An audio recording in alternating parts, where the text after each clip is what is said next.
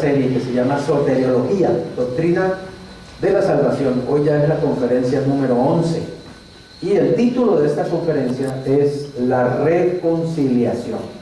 La reconciliación. Yendo a este panorama que hemos estado mirando, este panorama de la salvación, encontramos que hay una barrera universal y encontramos que hay una provisión universal. La barrera universal es producto del hombre. La provisión universal es producto de Dios. La barrera universal es el problema que el ser humano causó por el pecado y que se erigió entre Dios y el hombre.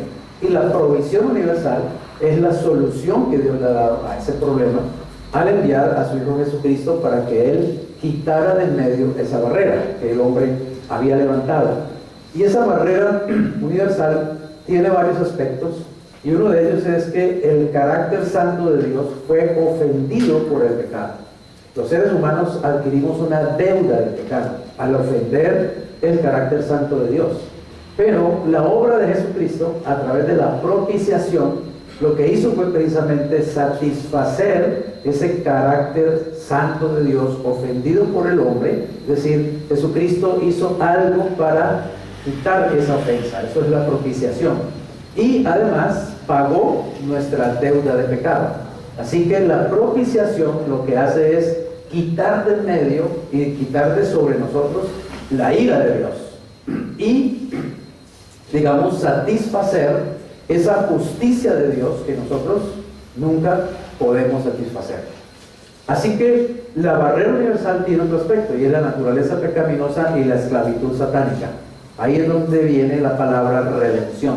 Recuerde que redención es liberación mediante el pago de un precio. Es decir, Jesús, al pagar con su sangre en la cruz, nos redime, nos libera de esa esclavitud satánica y nos libera de la esclavitud al pecado, de la esclavitud a esa naturaleza pecaminosa. Pero también la barrera universal tiene otro aspecto, y es la muerte en sus tres aspectos: espiritual, física y eterna. Bueno, lo que hace Cristo es entonces ir a la cruz y morir en nuestro lugar. La paga del pecado es muerte, y Él viene y paga por nosotros con su muerte. Muerte sustitutiva, muerte vicaria. Él en lugar de mí.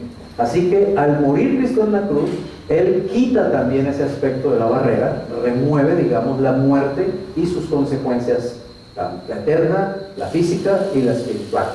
Quiere decir entonces que al concluir Cristo su obra en la cruz, ya no hay barrera universal que exista. Él ya la destruyó realmente con su obra en la cruz. Y digamos que la suma de todo lo que es la barrera universal es la enemistad. Es decir, la condición en la que el hombre quedó por ofender el carácter santo de Dios, por quedar esclavo de Satanás y de su naturaleza pecaminosa, por adquirir una deuda de pecado y por morir espiritual, eterna y físicamente, la conclusión de eso es que el hombre quedó en una posición de enemistad para con Dios.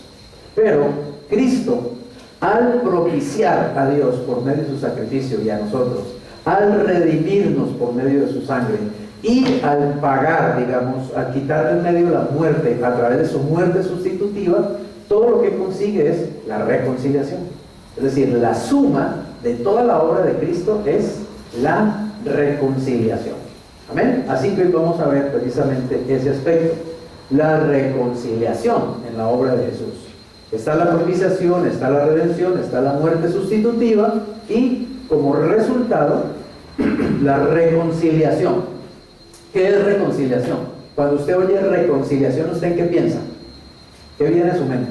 Cuando oye reconciliación, ¿qué será eso? ¿Están aquí o se fueron? Que se contentó, que se alegró, que se concilió, ¿cierto? Reconciliación, ¿qué significa? Que ha habido un problema, ¿cierto? ¿Qué pasa si Andrés y Carolina pelean?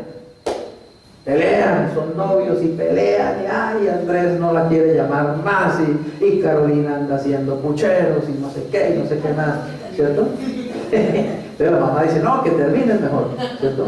Pero resulta que ellos no quieren terminar. Entonces, ¿qué tienen que hacer?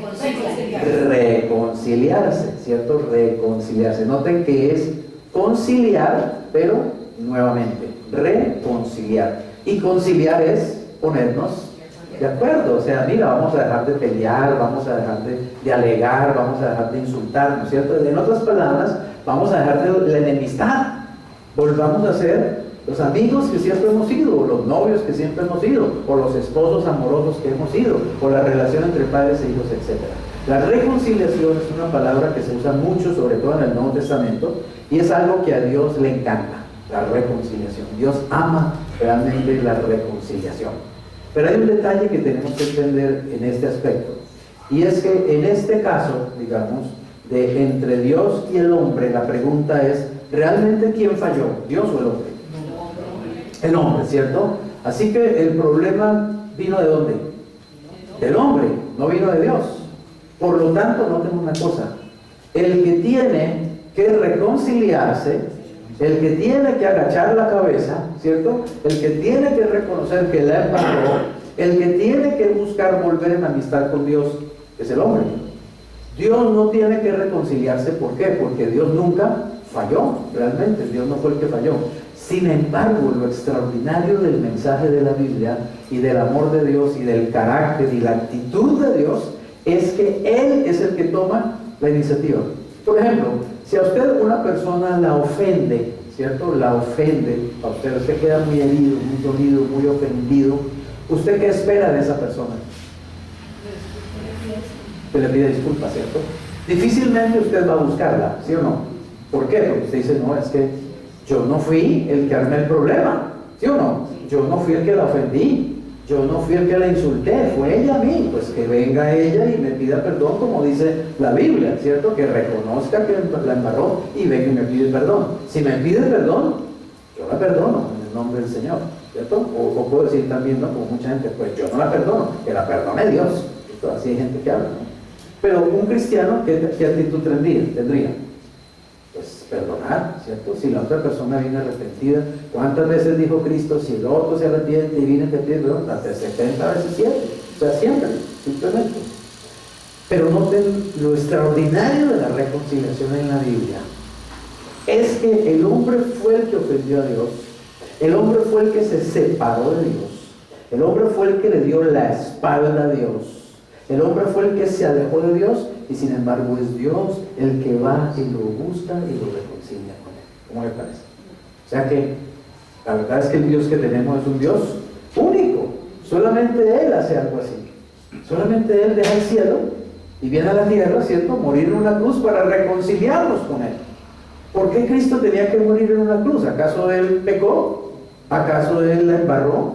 ¿Acaso Él falló? ¿Acaso Él nos ofendió en algo? Nada, de nada. Pero Él tomó la iniciativa. Entonces, note una cosa, también uno puede hacer eso.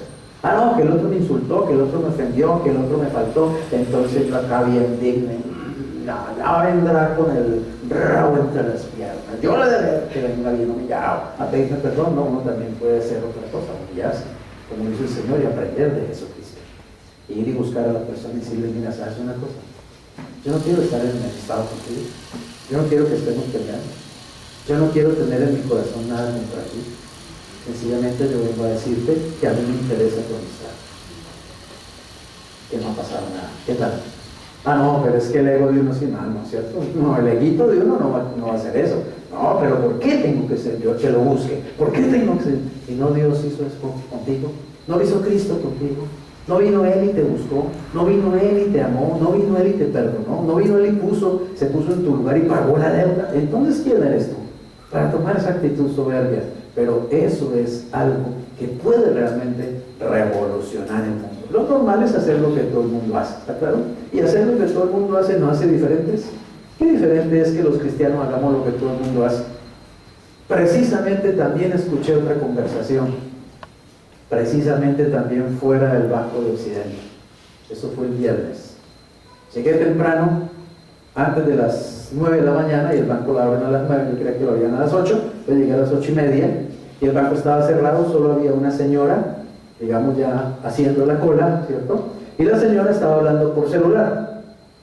Entonces yo me acerqué, obviamente también para hacer la cola, y escuché esta conversación, exactamente así. No, claro, es que como ellos ahora son cristianos, ahora se creen mejor que los demás, ahora creen que pueden hacer lo que les dé la gana con todo el mundo. No, claro, sí, me imagino, y que ahora como Dios les habla, y todo lo hacen es porque Dios les dice. Me imagino entonces que por eso es que van a dejar a María sin casa, porque la casa está bien barata. Ah, no, claro, y como para ellos el pastor es Dios. ¿Cómo les parece esa conversación? ¿Qué cristianos se imagina que de los que está hablando esa señora? ¿Será que le están dando buen testimonio? No parecen cristianos de buen testimonio. Ahora, también puede ser que la señora simplemente es una señora resentida que está hablando mal de esos cristianos y lo está interpretando mal. Yo no quise escuchar más y además pues no tengo tiempo para ser chismoso. Entonces tenía otra vuelta en otro banco, entonces me fui para el banco Colpatria, que allá sí estaba abierto. Solo hasta ahí escuché, pero yo me fui pensando en eso, ¿me entienden? Lo importante que es el testimonio de los cristianos. Tenemos que dar un testimonio de amor, tenemos que dar un testimonio de humildad, tenemos que dar un testimonio de ir y dar el amor de Dios realmente. Si no, entonces, ¿qué estamos haciendo? Si actuamos igual que los demás, si estafamos igual que los del mundo, si mentimos igual que los del mundo, si defraudamos igual que los del mundo, si no cumplimos nuestra palabra igual que los del mundo, si somos los mismos impuntuales, los mismos irresponsables, si nos prestan plata y nos hacemos locos y no pagamos, ¿qué diferencia hacemos entonces en el mundo nosotros? No hacemos ninguna diferencia en realidad, y lo único que hacemos es traerle deshonra al nombre de Jesucristo y desconfianza de la gente hacia el Señor. ¿De acuerdo? Así que tenemos que ser muy conscientes de quiénes somos nosotros y a quién estamos representando realmente en este mundo. Mire, hay un pastor chino, coreano, un pastor coreano, que cuando él era niño, esa pelea entre Corea del Norte y Corea del Sur, ¿cierto? Siempre, pues, tiene muchos años atrás esa pelea. Él era un niño campesino, vivía con sus padres, y llegó una guerrilla comunista del norte, ¿cierto? Invadieron su finca, quemaron las cosas, delante de él violaron y mataron a su mamá, delante de él decapitaron a su papá, delante de él mataron a todos sus hermanos, y él era un niño de unos 8 años, y a él le pegaron varios machetazos, uno de ellos en la cabeza, y lo dejaron creyendo que estaba muerto, pero él no murió, ¿sí? Y él vivió, alguien lo recogió, una familia se lo llevó y lo crió, porque él quedó absolutamente solo, un huérfano en este mundo, y obviamente él creció con un odio en su corazón contra esos hombres, ¿cierto? Él los vio muy claramente y todo. Es más, supo quiénes eran porque eran gente conocida del lugar, ¿cierto? En el campo se conocían y sabían quiénes eran. Él creció con ese odio y aún con un deseo de matarlos, de crecer y hacerse fuerte para buscar a cada uno de ellos y matarlos, ¿sí? Pero resulta que en el camino, siendo ya un joven de unos 19 años, se le apareció Cristo. Es decir, vino Cristo a su corazón. Un cristiano le habló del amor de Dios, de la redención, del perdón de Dios, de cómo Cristo dio su vida, ¿cierto? Por enemigos, etcétera, etcétera. Y él se hizo cristiano. Y entonces su propósito cambió. Ahora él quería buscarlos para hablarles del amor de Dios y para decirles que él era ese niño que ellos dejaron allá macheteado y creyendo que era muerto y que le mataron a toda su familia, y él los perdonaba en el nombre de Jesús. Y él se dedicó a buscarlos. En ese tiempo no había internet, no había Facebook para uno buscar a la gente, pero imagínate, se dio a la tarea y poco a poco, con muchos años de diferencia, los fue encontrando uno a uno. Y uno a uno se les presentaba. ¿Se acuerda usted? Es más, muchos de ellos ya ni siquiera militaban en el comunismo ni nada de eso, ya vivían otra vida, porque eran jóvenes cuando hicieron eso. Ya unos estaban casados, con hijos, ya vivían otra vida. Y él se acercaba y le decía, ¿usted se acuerda que cuando usted era joven, usted fue a tal aldea y hizo esto? Los tipos me ponían pálidos, y usted, ¿por qué sabe? Yo soy ese niño. Y ustedes dejaron allí, creyeron muerto. Pero quiero decirle una cosa, ahora soy cristiano, soy de Cristo. Cristo lavó mi alma, Cristo salvó mi alma, Cristo lavó mi herida y Cristo me quitó ese odio que yo tenía. Yo quería matarlo a usted, pero ahora vengo a decirle que lo perdono en el nombre de Jesús. Fueron 5 hombres a los que él pudo contactar. Hoy día él es un pastor en Corea tiene una de las iglesias más grandes de Corea. No es John Cho, a propósito, no es el pastor John Cho, es otro pastor. Y tiene en su equipo a los 5 tipos. No solamente los ganó para Cristo, los ganó para, digamos, la obra de Dios. Y esos 5 son incondicionales junto a él, o sea, son copastores que lo apoyan a él en la labor de su iglesia.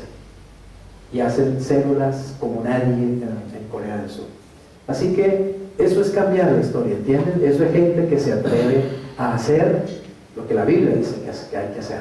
Es gente que se atreve a ser diferente, gente que se atreve a hacer, digamos, la diferencia. Atrevámonos a hacer la diferencia y busquemos en qué podemos nosotros hacer la diferencia. Por ejemplo, ¿cómo puedo hacer yo la diferencia en mi unidad?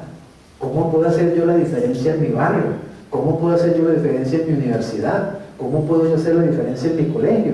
Que la gente sepa no simplemente que yo soy un cristianito religiosito de cada 8 días metido en una iglesia o con una Biblia de desodorante, sino que yo soy un cristiano verdadero, un cristiano que hace la diferencia. Está claro que impacta vidas, que lleva el amor de Cristo. Piensen en eso, estoy yo haciendo la diferencia y cómo la puedo yo hacer la diferencia realmente como cristiano. ¿Cómo puedo llevar esa bandera a todo lugar donde vaya y a toda persona? ¿Y cómo puedo tocar realmente corazones? Porque Cristo vino a eso, a tocarnos, a salvarnos, a cambiarnos, a transformarnos, a darnos una vida nueva. Tenemos que llevar esa bandera. ¿Qué significa la reconciliación? Dios no ha cambiado, ¿cierto? ¿O sí ha cambiado? Dios no ha cambiado. Él siempre ha amado al hombre y todavía lo ama. El mundo tampoco ha cambiado. Todavía está en rebelión contra Dios. Pero lo que sí ha cambiado es que la barrera, oiga esto, está judicialmente derrumbada. Y cuando cualquiera comprende esto y lo cree, en ese momento puede llegar a reconciliarse personalmente con Dios. Por medio de Cristo y su obra en la cruz, el hombre puede volverse a Dios y establecer de nuevo la comunión con Dios. Supóngase que usted es el ofensor, usted ofendió a alguien, usted le dijo hasta que se iba a morir, usted, mejor dicho, la embarró con esa persona, ¿sí? Y se rompió la relación, se rompió la amistad. Y usted se imagina, bueno, yo ya a esta persona, mejor dicho, ¿cierto? La perdí como amigo, y usted al final dice, bueno, a mí ni me interesa ya al final, ya no somos amigos, ya que cuento, ya, que se vaya por su lado y yo, por el mío. Pero alguien viene un día y le dice, ¿sabes una cosa? ¿Sí sabes que esa persona dice que te perdonó? ¿Sí sabes que esa persona ha hablado con su familia y dice que no te guarda ningún rencor? ¿Sí sabes que esa familia inclusive dice que le duele haber perdido tu amistad y que inclusive le gustaría recobrar tu amistad? ¿Usted qué diría? Usted diría, no, al fin y al cabo ya eso no importa, ya no es mi amigo, ya no es mi amiga, ya la saqué del llavero, ¿sí? ¿Usted tomaría esa actitud o usted qué haría? Usted buscaría hablar, ¿cierto? Usted buscaría a esa persona. Puede que no. De hecho hay gente que no lo haría, ¿cierto? Gente que, bueno, menos mal, ¿sí?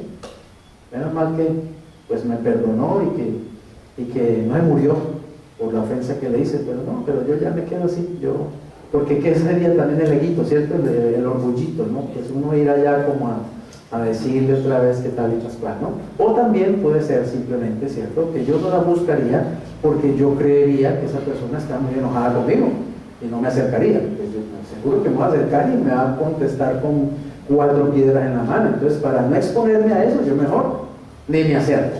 Y eso es lo que le pasa al hombre con Dios, ¿entiende la idea? El hombre sabe que ofende a Dios, y el hombre sabe que falla, pero muchas personas creen que Dios está enojado, que Dios está iracundo, que Dios le va a contestar con 4 piedras en la mano y por eso no se acercan. Y lo que es peor todavía, una gran mayoría ni siquiera saben que Dios ya los perdonó. Ni siquiera saben realmente qué significa el sacrificio de Jesucristo, qué significa la sangre del Cordero. No saben. Y piensan en su conciencia todavía que ellos no se acercan a Dios porque seguramente que Dios no los va a recibir. Seguramente que Dios está muy enojado con ellos. Y simplemente lo que tienen es una ignorancia de lo que realmente pasó en la cruz, de lo que realmente significa la salvación. Entonces pregunto, ¿querrá Dios que la gente sepa la verdad? ¿Querrá Dios que la gente sepa que Él ya los perdonó? ¿Querrá Dios que la gente sepa que Cristo ya derrumbó esa barrera, que ya no existe esa barrera? sino en la mente de las personas existe la barrera, en la conciencia de las personas. Por eso Hebreos dice que la sangre de Jesucristo limpia nuestras conciencias de obras muertas. Es decir, de ideas equivocadas, de ideas que nos hacen creer que no nos podemos acercar a Dios, o que Dios no nos quiere ver, o que Dios está iracundo, que Dios está muy enojado, que no hay posibilidad de redención. Así que sí hay posibilidad, porque Cristo murió en la cruz y Cristo derrumbó para siempre esa barrera, y esa barrera está judicialmente desaparecida para siempre. Ahora, hay palabras en el griego, usted sabe que el Nuevo Testamento fue escrito en griego, y hay palabras en el griego para la palabra, digamos, reconciliación. Una de ellas es dailazomai, que quiere decir o significa cambiar la condición de dos personas que eran enemigas entre sí, de tal modo que entre ellas vuelva a reinar la amistad. Tal vez usted ha leído en Mateo 5 algo como esto, dice: si tú llevas la ofrenda al altar, ¿cierto?, y te das cuenta que un hermano tiene algo contra ti, deja la ofrenda en el altar y ve primero y reconcíliate con tu hermano. Esa es la palabra dailazomai, ¿sí? Reconcíliate quiere decir, es buscar otra vez, ¿cierto?, hacer amistad con alguien con quien yo me he enemistado por alguna razón. Así que, pero este no es el caso de Dios y el hombre, ¿se acuerdan? Aquí no es unir a Dios y al hombre, ¿cierto?, en amistad porque los dos están enemistados, sino es solamente al hombre, realmente, porque Dios siempre ha amado al hombre. Dios en realidad sigue amando al hombre, a pesar de que es un vil pecador y es un enemigo de Dios. La Biblia dice que Dios ama al hombre, ¿o no? De tal manera amó Dios ¿a quién? Al mundo, a la humanidad, que dio a su Hijo unigénito. Así que aquí el que tiene que volverse a Dios es el hombre, no Dios, volverse al hombre. Apocatalazo significa un cambio completo de la enemistad al compañerismo. Es un cambio total, completo. Éramos enemigos y ahora somos los mejores amigos, ¿sí?, los mejores compañeros. Y catalazo, que es la palabra que más se usa en el Nuevo Testamento para indicar la reconciliación hecha por Dios con el hombre, catalazo, significa en la relación que había dos personas, pero solo una se apartó de la otra, y esa es la que necesita, obviamente, volver a la amistad. O sea que el hombre necesita reconciliarse con Dios, no Dios reconciliarse con el hombre. Es el hombre el que necesita reconciliarse con Dios. Sin embargo, lo extraordinario es que es Dios el que hace toda la obra. Dios es el que hace toda la labor. Eso es lo maravilloso de la gracia. Eso es la gracia, que Dios hace todo lo que nosotros deberíamos hacer y que al final ni queremos hacer y no podemos hacer. Eso es lo maravilloso del Evangelio. Lo llama Evangelio, buena nueva, buena noticia. Y esa buena noticia hay que ir a contársela a la gente, que Dios ya no está enemistado con ellos, que Dios no es enemigo de ellos, que Dios los ama, que Dios quiere que ellos se vuelvan a Él, que la reconciliación ya fue lograda por Cristo, que la mesa está servida y solamente hay que venir y disfrutar del banquete del amor y del perdón de Dios y de la vida nueva que Dios ofrece por medio de Jesucristo. Amén. ¿Cuántos de ustedes han leído el profeta Oseas? ¿Han leído el libro de Oseas? ¿No lo han leído? Sí. Bueno, algunos van a llegar al cielo y Oseas les va a decir: oiga, yo escribí un librito ahí en la Biblia, hermano, ¿lo leyó alguna vez? No, Oseas, qué pena, ¿sí? Es que me leí a Miqueas. Entonces, bueno, hay algo muy especial en ese libro de Oseas respecto a la reconciliación, sobre todo en el primero capítulo, sobre todo. Y es esto, miren, el Señor le ponía a los profetas unas cosas en el Antiguo Testamento tremendas, porque el Señor quería que los profetas, en cierta manera, digamos, en cierta manera no, sino que modelaran verdades espirituales delante del pueblo de Israel, pero que lo modelaran con sus propias vidas, ¿sí? Entonces, mira lo que le puso a Oseas. A Oseas lo llamó el Señor un día y le dijo: Oseas, vaya y búsquese una esposa, ¿sí? Y Oseas: uy, chévere, Señor, qué bueno, qué bendición tan grande, yo sí estoy necesitando realmente una esposita. Y le dijo: no, pero tiene que buscarse una fornicaria para que sus hijos sean producto de fornicación. Vaya, búsquese una fornicaria. ¿Ustedes se imaginan Dios pidiéndole eso a un profeta? Y ese profeta había pues, no sé, Dios, es el diablo que me está hablando, no puede ser Dios. Dios le estaba diciendo que lo hiciera. ¿Saben por qué?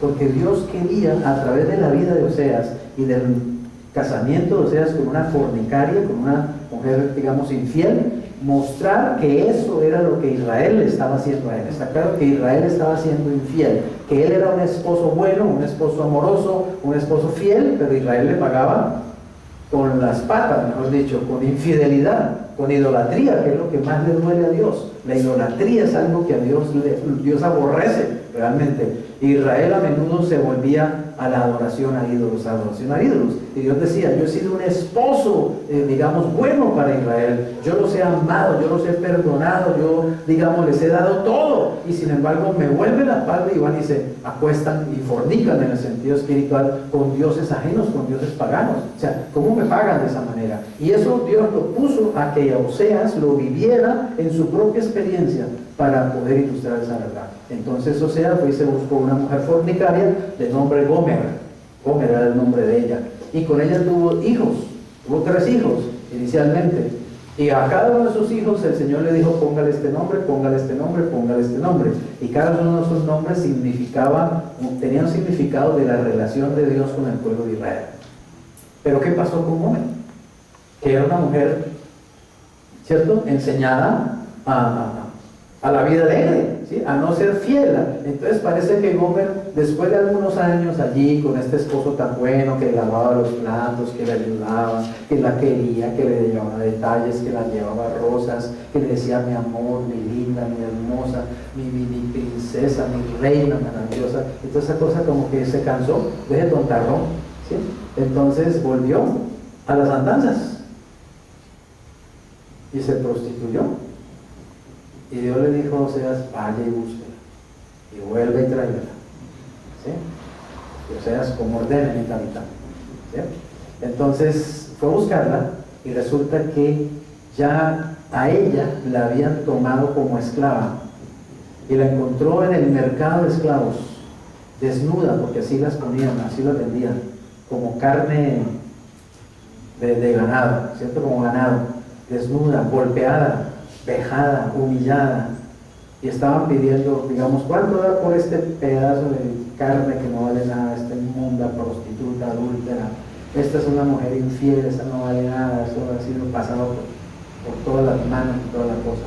Y Oseas: yo la compro, yo la quiero para mí, yo la quiero, yo la compro. Y Oseas la compró, y se la llevó nuevamente para su casa. Póngase usted, mujer, en los zapatos de esa mujer. ¿Cómo se sentiría usted? Humillada, ¿cierto? Pero también seguro que iba también como pensando: ¿y este tipo por qué hizo eso? ¿Claro? ¿Por qué me volvió a comprar?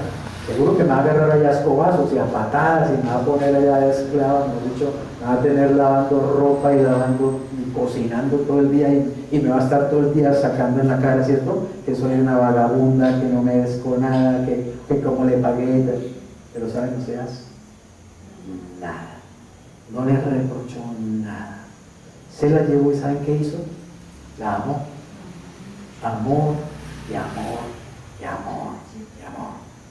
Le regaló vestidos nuevos, le dio cosas más lindas, la trató otra vez como una reina. ¿Ustedes qué piensan? Que esa mujer con los años, ¿qué pasaría en el corazón de ella? ¿Odiaría a Oseas? ¿No es cierto? Seguro que ya hubo un cambio en su corazón. No hay una fuerza más poderosa que el amor, ¿o sí? No hay. No hay una fuerza más poderosa que pueda cambiar hasta el corazón más duro, hasta el corazón de piedra lo puede cambiar, el amor, ¿sí? Pero usamos esa herramienta nosotros, se nos olvida, ¿cierto?, que el amor es la fuerza más poderosa. No, es más fácil gritar, es más fácil insultar, es más fácil vociferar, es más fácil tirar puertas, es más fácil decirle: lárgate de mi vida, que no te quiero volver a ver más, pedazo de infeliz y chasquilla, ¿cierto? Pero el amor, ¿cuántos somos capaces realmente de hacer lo que hizo Oseas en un caso de eso? De por amor ir hasta el último lugar y humillarse, porque hay que humillarse, ¿no? Para una mujer que uno le ha hecho eso, y uno ir y allá y traerla otra vez, y mi amorcito y mi vida, y, ¿cierto? ¿Cómo le dirían los vecinos? ¿Cierto? ¿Y qué vallenato le pondrían? ¿Usted sabe, cierto? ¿Qué vallenato le pondrían a pobre? Todos los días, o sea, ¿no? El santo, ¿no? Bueno, pero el amor es así. El amor es increíble, es una fuerza arrolladora. Dios es amor. Y Dios estaba mostrando con ese hecho el amor por Israel.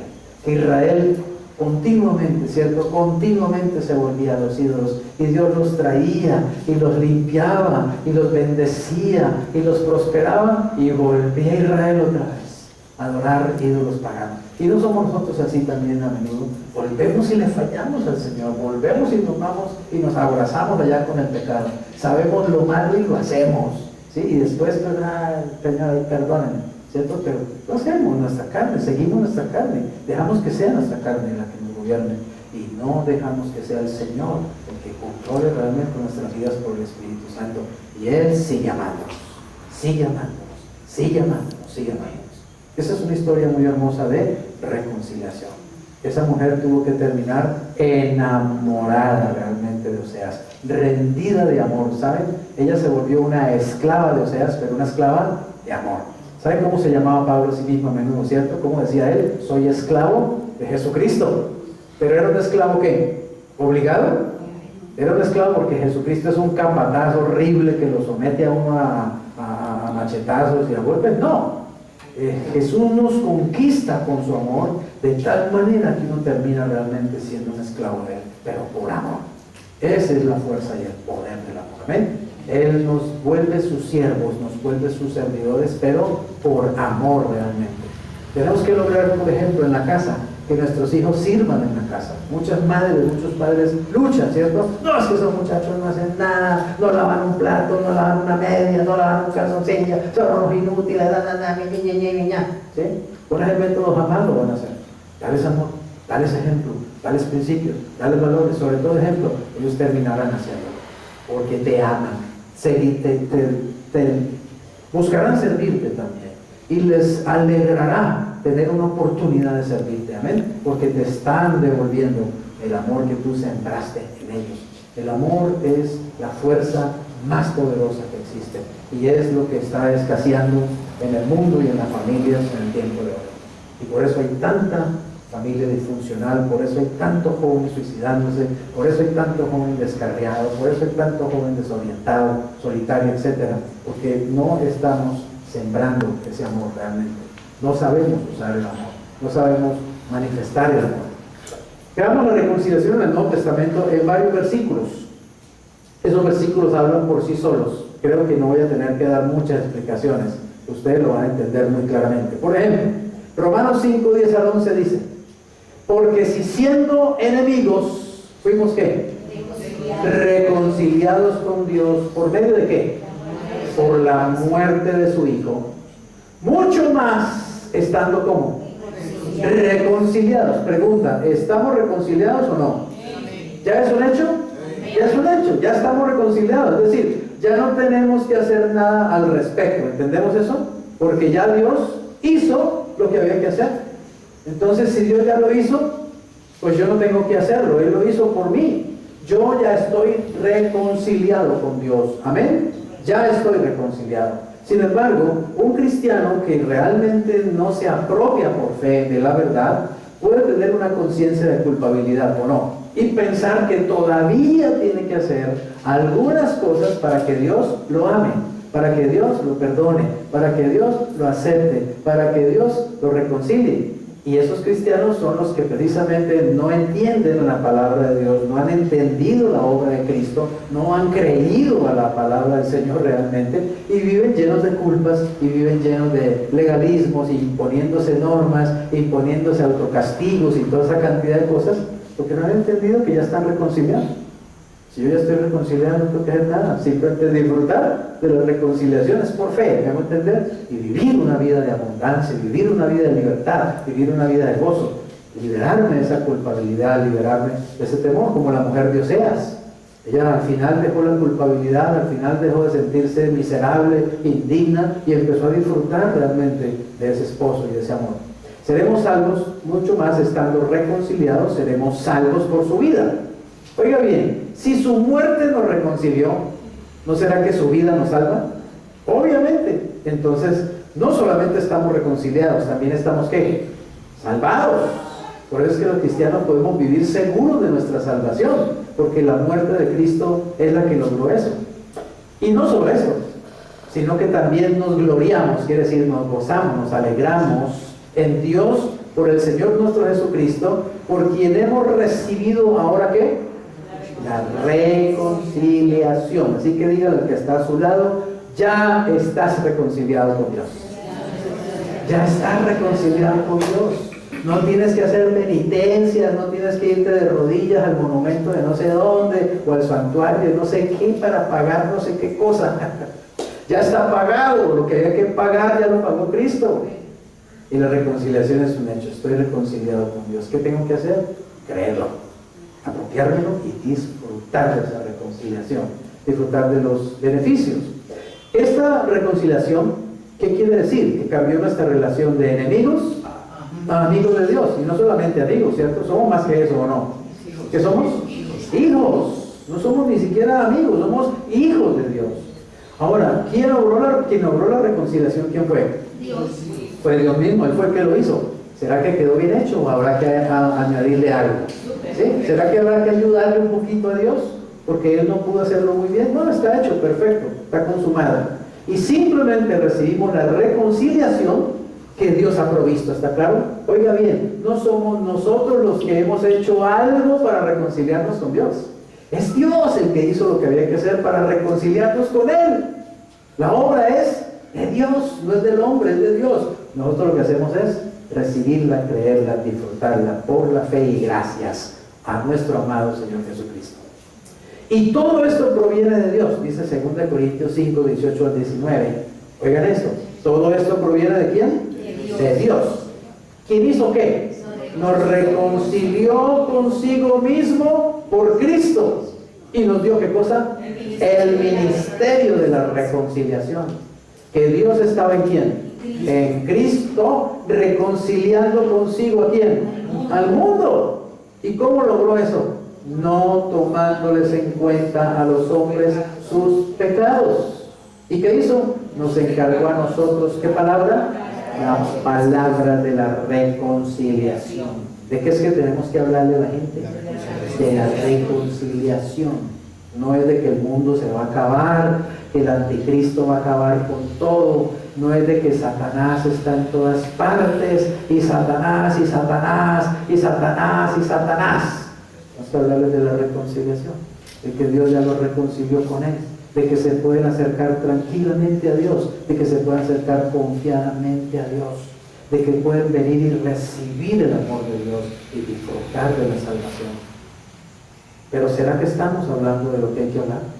A menudo yo oigo predicaciones de cuánta cosa de lo que realmente es importante, está claro. A veces no nos enfocamos en lo que realmente es importante y uno oye predicaciones todo el tiempo de cómo ser mejor, de cómo tener éxito, de cómo vestirse mejor, de cómo alcanzar esto, de cómo alcanzar lo otro, y nadie habla de la reconciliación, que es de lo que Dios quiere que hablemos. Nos dio el ministerio, nos dio la palabra de la reconciliación. Dios reconcilió al mundo con Él mismo y nos dice a nosotros: ahora vayan y digan al mundo eso, ¿sí? Que ya yo lo hice, que ya yo lo logré, que está hecho, que está consumado, que está completo. El hombre y Dios han sido entonces unidos de nuevo. Colosenses 1, 19 al 20 dice: por cuanto agradaron al Padre que en Él, o sea en Cristo, habitase ¿qué? Toda plenitud, y por medio de Él, o sea de Cristo, reconciliar consigo todas las cosas, así las que están en la tierra como las que están en los cielos, haciendo la paz mediante la sangre de su cruz. O sea que el medio de reconciliación, ¿quién es? Es Cristo, y es su obra en la cruz. ¿Y cuál es el resultado de esa reconciliación? Paz. Paz. ¿Qué quiere decir eso? Que ya estamos en paz con Dios. Amén. Y si yo estoy en paz con Dios, pues Dios está en paz conmigo, realmente. ¿No es rico saber que estoy en paz con Dios y que Él está en paz conmigo? ¿Eso qué me tiene que producir a mí? Gozo, libertad, paz, salud, bendición, prosperidad. Porque el problema está resuelto realmente, está resuelto. No hay que resolverlo. El cristianismo no es cómo hago yo para resolver el problema que tengo con Dios. No, el cristianismo es que el problema ya Dios lo resolvió. Yo tengo que entrar en esa realidad y empezar a disfrutar de esa verdad. Efesios 2:16 dice: y mediante la cruz reconciliar con Dios a ambos. Ahí se refiere a los judíos y a los gentiles. En un solo cuerpo, o sea, en la iglesia, matando en ella, en la cruz, las enemistades. Amén. Hasta eso hizo el Señor. Unió a los judíos y a los gentiles en la iglesia, matando la enemistad que había entre judíos y gentiles, la enemistad religiosa. La reconciliación mata ¿qué? La enemistad. 2 Corintios 5, 20 al 21. Así que somos embajadores en nombre de Cristo. Eso sí que siempre me ha producido gozo y dignidad esa palabra. Y yo me siento así. Yo soy un embajador en nombre de Cristo. Y donde quiera que voy, donde quiera que voy a ir con esa realidad en mi corazón. Yo soy un embajador en nombre de Jesús. Si voy a Francia, yo voy como embajador en nombre de Cristo a Francia. Si voy a Suiza, yo voy como embajador en nombre de Cristo a Suiza. Si voy a Alemania, voy a ir como embajador en nombre de Cristo a Alemania. Yo soy un embajador. Y así he vivido por muchos años como embajador en nombre de Jesucristo donde quiera que esté. El país o la ciudad donde Dios me ha enviado. Soy un embajador en nombre de Jesús. ¿Usted cree que puede haber una dignidad más alta? ¿Un cargo de más honor que ser embajador en nombre de Jesús? Porque un embajador, ¿quién es? Un embajador es el representante de un país, de la autoridad de ese país. Pues estamos representando la autoridad de Cristo. Donde quiera que vamos, hagámoslo bien. Claro, busquemos hacerlo muy bien, conscientemente, porque tenemos un cargo muy alto, de mucha dignidad de parte del Señor. Así que somos embajadores en nombre de Cristo, como si Dios rogase por medio de nosotros. ¿Ustedes se imaginan que es Dios el que ruega? ¿No es el hombre el que tendría que rogar? ¿No es el hombre el que tendría que humillarse? ¿No es el hombre el que tendría que arrastrarse en el polvo para venir a Dios? Pero es Dios el que ruega. Es Dios el que se humilla. ¿No se humilló Cristo? Dejando el cielo y viniendo a morir como un criminal en una cruz. Él se humilló. Entonces Él dice, ustedes ahora vayan y dejen que yo a través de ustedes les ruegue a los hombres. Reconcíliense conmigo, reconcíliense con Dios. Vuelvo y leo. Le rogamos en nombre de Cristo, reconcíliense con Dios. Al que no conoció pecado, por nosotros lo hizo pecado, para que nosotros fuésemos hechos justicia de Dios en Él. Así que somos embajadores que proclaman la reconciliación. La reconciliación es la coronación de toda la obra de Cristo en la cruz. Es la suma de toda su obra en la cruz. Y oiga esto, no decimos a los hombres lo que tienen que hacer para reconciliarse con Dios, sino lo que Dios ya hizo por ellos y ahora les ofrece. ¿Y de qué manera? Gratis, gratuitamente. Pero ¿cuántas veces uno oye el mensaje equivocado, cierto? Tienes que dejar la droga, tienes que dejar el alcohol, tienes que dejar de mentir, tienes que dejar de pecar para venir a Dios. ¿Quién puede dejar de pecar para venir a Dios? Nadie nunca lo va a poder hacer. El mensaje es, tienes que venir a Dios porque ya Dios lo hizo todo por ti. Tienes que venir a Dios porque ya la sangre de Cristo fue derramada para que tú dejes de pecar. Cuando tú vengas a Dios, vas a dejar de pecar. ¿Está claro? Es cuando vengas a Dios. ¿Por qué? Porque Dios te va a quitar tu pecado. Dios te va a limpiar de tu maldad. Dios va a cambiar tu mente. Te va a dar una mente nueva. Te va a dar un corazón nuevo. Te va a dar una nueva disposición. Te va a dar una nueva actitud. Dios va a hacer que odies el pecado que ahora amas. Pero es cuando vengas a Dios, no es antes. Y muchos vienen poniendo la talanquera y la talanquera y la talanquera, ¿cierto? Y sacan la ley. Y si tú no guardas el sábado, tú no puedes agradar a Dios. Y si tú no haces esto o aquello, tú no puedes agradar a Dios. Y si tu mujer te pones pantalones, Dios no te quiere ni mirar, no te quiere ni ver, ni te aparezcas, porque Dios... Unos evangelios, como decía el Señor a los fariseos, ustedes ponen tantas trabas a la gente, que ni entran ustedes, ni dejan entrar los que quieren entrar. Porque le ponen es ley, y normas, y trabas, y trancas, cuando Dios ya las quitó todas.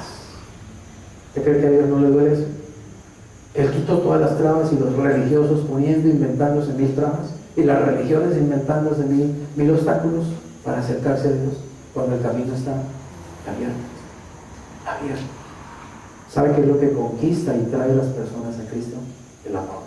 Solo el amor puede traerlos. No es el látigo, no es la ley, no son las normas, no son las reglas, no es decirle que es un desgraciado, miserable, pecador, inmundo, que Dios no puede mirarte ni qué sé yo. Ahora, de hecho, el hombre tiene que reconocer que es pecador o no. Porque si el enfermo no reconoce que está enfermo, ¿cuándo va a ir al médico? Si no reconoce su enfermedad, nunca irá al médico. Pero es que pregunta, ¿será muy difícil que el hombre sepa que es pecador? ¿Usted sabía que era pecador? ¿Usted siempre supo que era pecador o no? ¿Sí o no? Uno sabe que no es pecador. El hombre sabe que es pecador. El ser humano tiene eso adentro. El ser humano sabe que está mal con Dios. El ser humano sabe que ha ofendido a Dios. El ser humano sabe que hace lo malo. Eso nadie tiene que decírselo. Pero lo que hay que decirle es que ya Dios dio la solución a ese problema. Amén. Que ya Cristo vino a reconciliarnos. Que hay salvación, que hay un camino nuevo, que hay un camino vivo, que hay una respuesta. Eso es lo que hay que decirle a las personas. Ese es el evangelio que hay que predicar: el amor de Dios, el perdón de Dios, el perdón de los pecados, la reconciliación. Una vez que las personas vienen a Dios, entonces Dios se encarga de limpiarlos y convertirlos en santos. Pero muchos están pidiéndole: hazte santo para que puedas venir, porque sin santidad nadie verá al Señor. La santidad viene después. La santidad se la da Dios a uno. Dios me hace santo para que yo pueda verlo. Dios me hace santo para que yo pueda estar delante de Él, porque si no, nunca podría estar. Y la gente cree que es asunto de que es una santidad que yo tengo que lograr, que yo me tengo que fabricar, porque sin santidad nadie verá al Señor. Claro que sin santidad nadie verá al Señor. Por eso es que Él me la tiene que dar. Por eso es que Él me tiene que hacer santo, porque yo pueda estar delante de Él, si no jamás podría hacerlo. Pero ponen la carreta delante de los bueyes y predican un evangelio que es realmente una tremenda confusión y es un despropósito, y creo que realmente ofende la sangre de Jesús y ofende la obra de Jesús, porque todo lo pone en el hombre, cuando todo está puesto es realmente en Dios, y la gloria es para el Señor. Amén. ¿Entendemos eso? Ok, así que somos embajadores que proclaman la reconciliación. Aplicación final. 7 punticos muy sencillos. Primero, la salvación no es obra del hombre y Dios. Amén. Es solo obra de Dios. Déjame decirle esto. Alguna vez me lo explicaba un maestro. Me decía: mira, Freddy, el cristianismo no consiste en que Cristo viene y te dice: levantemos esta silla entre tú y yo. ¿Está claro? Agarra una punta y yo agarro la otra, ¿no? Ese no es el cristianismo. Tú no le vas a ayudar a Jesucristo, tú no le vas a ayudar a Dios en nada. Tampoco el cristianismo es que viene Cristo y te dice: bueno, Freddy, levanta esa silla. Y si no levantas esa silla, no tienes nada conmigo. Y tú empiezas a tratar de levantar la silla y no puedes. Y el Señor: ¿qué hubo? Esfuérzate más fuerza, a ver, ponte más colorado. ¿Qué hubo que no levantas esa silla?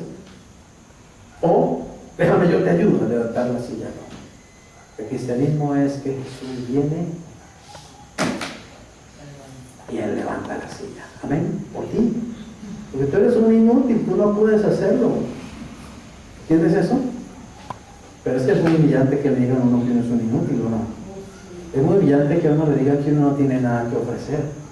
Pero es que Dios no ve nada bueno en mí. No, Dios no ve nada bueno en ti. ¿Está claro? Si tú crees que es por tu linda cara que vas a ir al cielo, o porque Dios vio algo bueno en ti, que ay, soy tan bueno, estoy tan buenecito, Danielito, me lo llevo para el cielo, ¿no? Lo que dice la Escritura es que nosotros estamos corrompidos, que estamos realmente depravados. ¿Qué quiere decir depravados? Que no podemos hacer absolutamente nada que agrade a Dios. ¿O sí? Sí lo podemos hacer con nosotros. Y la religión cree que es al revés. La religión cree que es haciéndolo yo para que Dios me aplaude y me califique y me dé la entrada al cielo. Entonces la religión me va a ir diciendo, haga esto, haga aquello, haga lo más aquí, esfuerces acá, vistas así, no se ponga esto, póngase esto, no vaya aquí, no vaya allá, haga esto y esto y esto y esto. La ley, simplemente. La realidad, ¿saben cuál es? Estamos tan podridos por el pecado que el pecado nos hizo un daño tan terrible que nos dejó muertos. No podemos hacer nada respecto de eso. Y entonces, ¿qué pasa? Dios tiene que hacerlo todo. Hacerlo todo. Entonces no es tal de que Cristo agarre una puntica y yo agarro la otra y entre los dos. No. Cristo dice, no, quite de ahí, que estoy para nada. Está muerto. Yo soy el que lo hago. Crea que yo lo hago. ¿eh? Crea que yo lo puedo hacer. Y crea que yo ya lo hice, inclusive. Ya lo hice por usted. Créalo. Entonces yo simplemente digo, Señor, lo creo. Lo creo, ahora ya entendí, no soy yo, eres tú. No se trata de mí, se trata de ti. Tú eres Dios, tú eres el que dejaste el cielo para venir al mundo. Tú eres el que naciste del Espíritu Santo, tú eres el que estuviste clavado en esa cruz. Es tu sangre la que vale, no es la mía. Es tu obra la que vale, no es la mía. Yo estoy simplemente, ¿qué? Bueno, para lo único que yo le sirvo al Señor, ¿sabe cómo le sirvo al Señor? Bien muertecito, así es como le sirvo.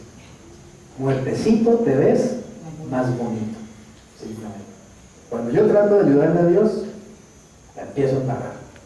Cuando creo que es en mi fuerza, la empiezo a embarrar. Antier tuve una conversación con mi hijo Luis Alfredo, empezó a entender eso. Me alegré tanto. Me dijo, papá, ¿sabes una cosa? Estoy empezando a entender eso de que no es en mi fuerza, de que no es en mi carne. El Señor me habló, el Señor me está enseñando, el Señor me habló en su palabra. Ahora estoy empezando a entender, papá, que uno trata de hacer las cosas en sus fuerzas, que uno trata de hacer las cosas en su carne, que yo creo que es que yo, ¿sí? Porque yo puedo, porque yo sé, porque yo soy capaz. ¿Usted no sabe quién soy yo o qué? ¿Ah? ¿Cierto? El ego. Y me decía, papá, estoy aprendiendo que es dejando que el Señor lo haga, que es dejando a Jesús obrar en mi corazón, que yo tengo que rendirme, papá. Y anoche le volví a entregar mi corazón al Señor. Le volví a decir, Señor, yo no puedo, yo en mis fuerzas no puedo, me rindo. Y yo le decía, hijo, gloria a Dios, cómo me alegra oírte hablando así. Tú no te imaginas las bendiciones que van a venir. Y ya empezaron a llegar bendiciones.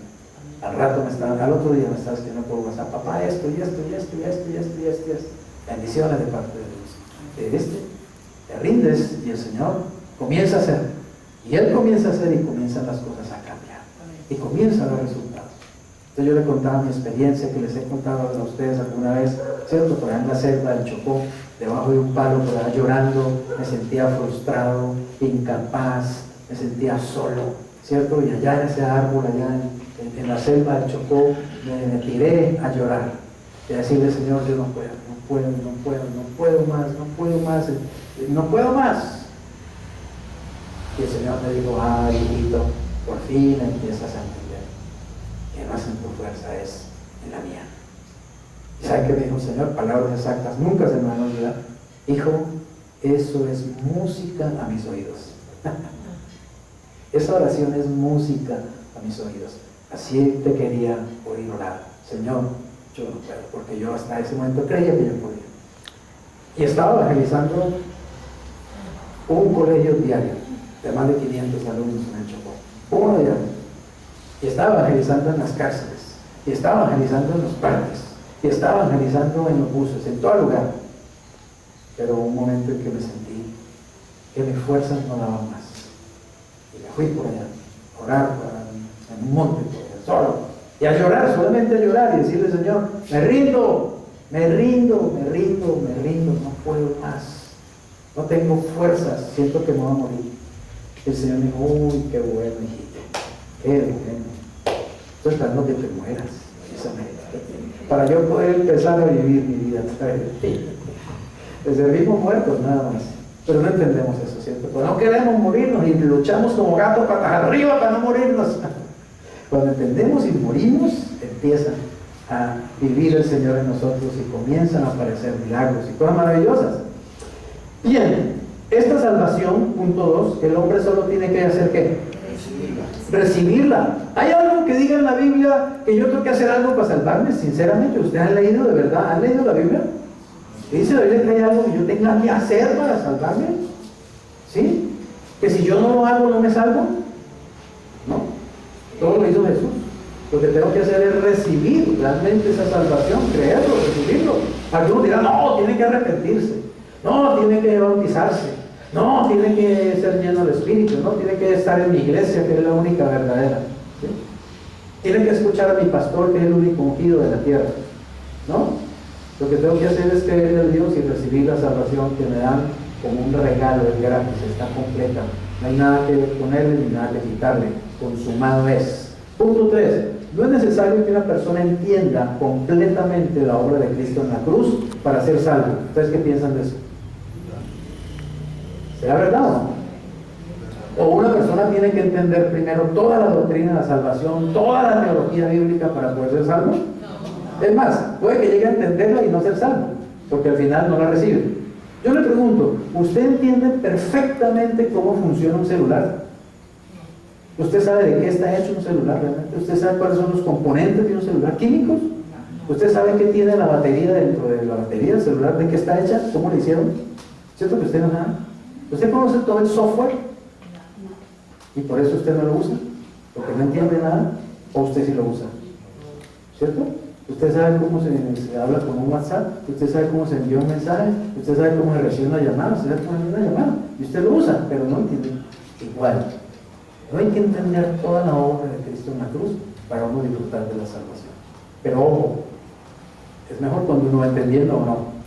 Es mucho mejor, ¿cierto? Si yo empiezo a entender mejor la tecnología de un celular y empiezo a entender mejor cómo funciona el software, yo le voy a sacar mucho más provecho al celular.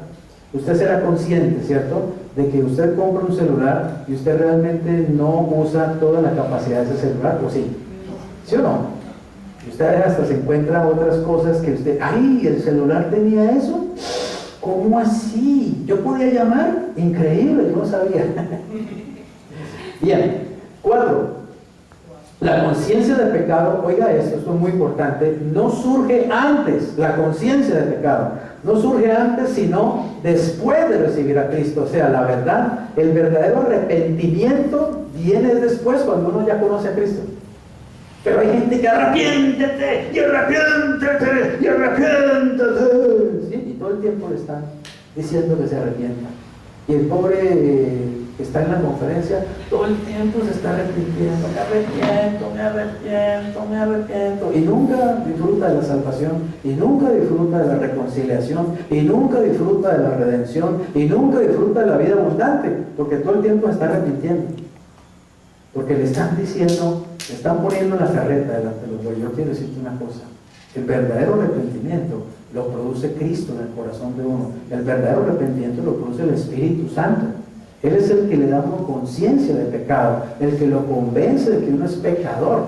Uno tiene una idea de que uno es pecador, pero es cuando uno empieza a conocer al Señor, que uno empieza a darse cuenta, realmente yo soy un verdadero pecador, ¿está claro? Es el Señor el que lo convence a uno. ¿Se acuerdan de Pedro, cuando estaba en la barca, y el Señor hace el milagro de la multiplicación de los peces, que tírenla y saltan y sacan peces? ¿Qué le pasó a Pedro? En ese momento Pedro dijo, no te acerques a mí, Señor, que yo soy un hombre pecador. O sea, Pedro en ese momento empezó a conocer realmente a Jesús.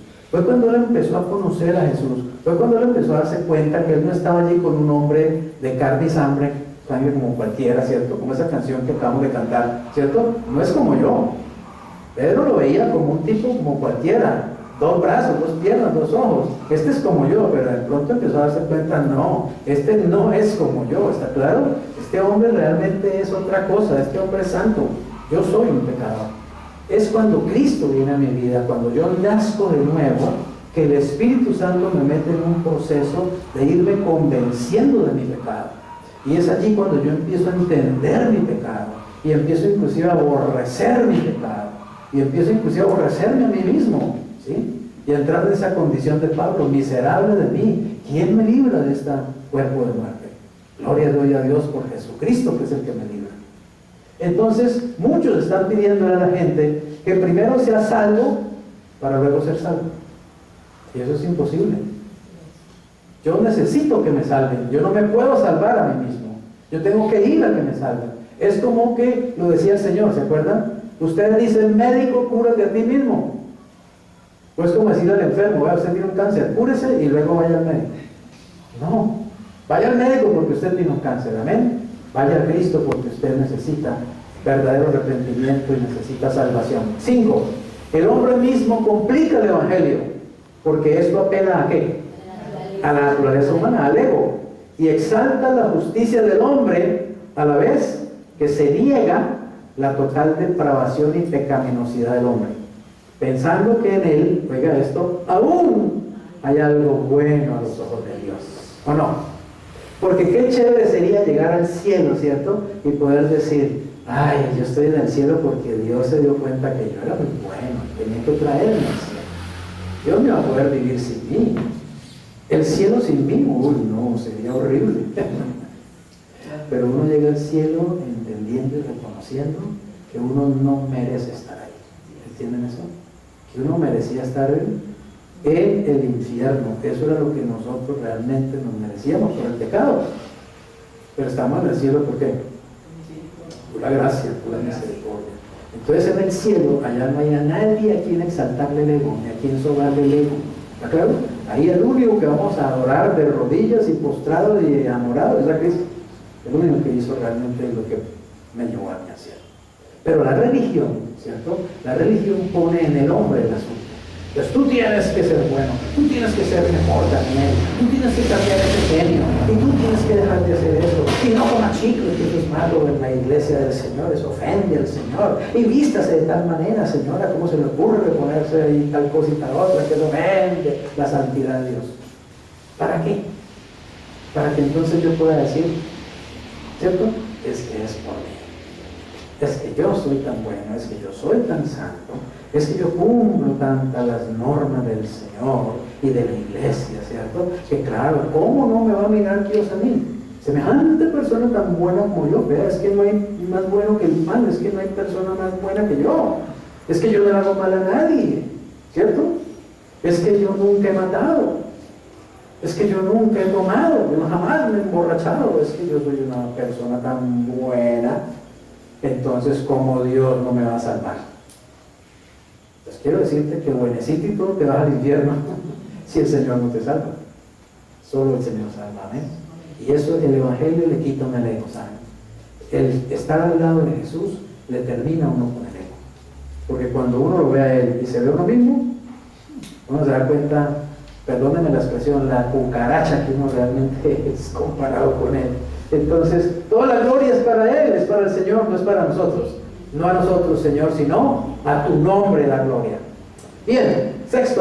La salvación, al entenderla totalmente, humilla la autosuficiencia del hombre. Me doy cuenta que Él me salvó, ¿por qué? Simplemente porque Él es muy bueno y me quiso salvar, no más. No hay nada en mí que quisiera que Él me salvara. Y 7 y final, la fe es la clave entonces con respecto a la salvación. ¿Por qué? Porque sin fe yo no puedo realmente recibir. Le pregunto una cosa, ¿qué pasaría? Y termino con este ejemplo.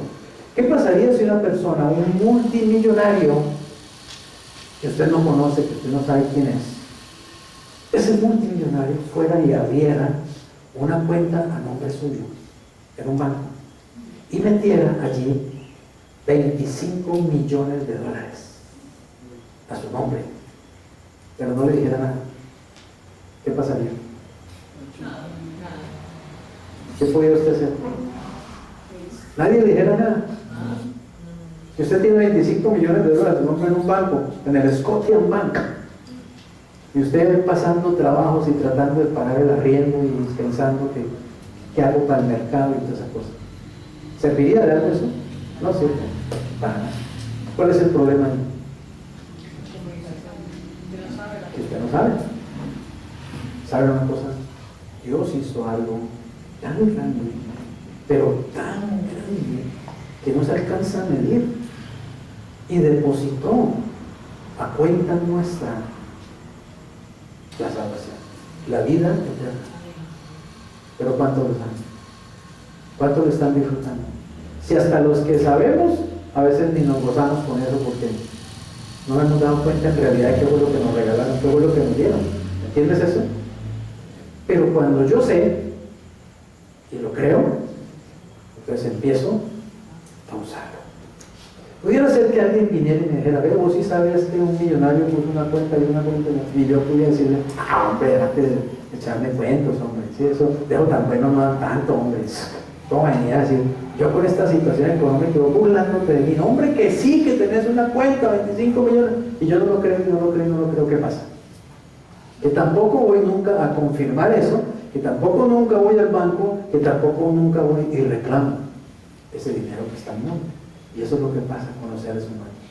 El Señor ya les dio la salvación, sirvió la salvación, el camino al cielo, la vida eterna, pero no han ido a reclamar porque no creen. Realmente, no han querido creer. Pero aquel que cree, ¿qué pasa? Empieza a disfrutar. Empieza a disfrutar de todo lo que el Señor nos ha dado en Cristo Jesús. Pero también hay que saberlo, y para saberlo hay que leer ¿qué? ¿El periódico? La Biblia. Si no, yo tampoco me entero realmente de qué fue lo que me dieron. ¿Bien? Así que la fe es la clave con respecto a la salvación. Fe en lo que conozco, fe en lo que sé. La fe viene por el oír y el oír la palabra de Dios. Conclusión. Dios ya reconcilió a todos con Él por medio de la sangre de Cristo. Le toca al hombre creer y recibir esa reconciliación y entrar en amistad con Dios y empezar a disfrutar la vida abundante que Cristo provee. Amén. Es por fe. Es por fe, es por fe, es por fe y solamente por fe, nada más. Por sola gracia y sola fe. Amén. Así que entre en esa redención, entre en esa dimensión de creer lo que el Señor te ha dado y disfrutarlo. Padre, gracias te damos en el nombre de Jesús por habernos dado en Cristo la reconciliación. Gracias, Señor, porque ya no tenemos que hacer nada para reconciliarnos contigo, porque ya fuimos reconciliados. Pues si siendo enemigos, Señor, fuimos reconciliados, ¿cuánto más ahora que somos tus hijos? Ahora, Señor, que ya no somos tus enemigos, ¿cuánto más seremos salvos por la vida de Cristo que está en nosotros, por el Espíritu Santo? Gracias, Padre, por esta redención. Gracias por esta salvación tan grande, Señor. Gracias por este regalo tan maravilloso que nos has dado en Cristo Jesús. Señor, danos la capacidad de entender, de saber y de creer todas estas cosas para poder hacerlas nuestras y disfrutar cada día de esta bendición maravillosa de haber sido salvados. Gracias por Cristo. Gracias, Padre. Gracias, Espíritu Santo. Oramos en tu nombre, Señor. Amén y amén. Amén.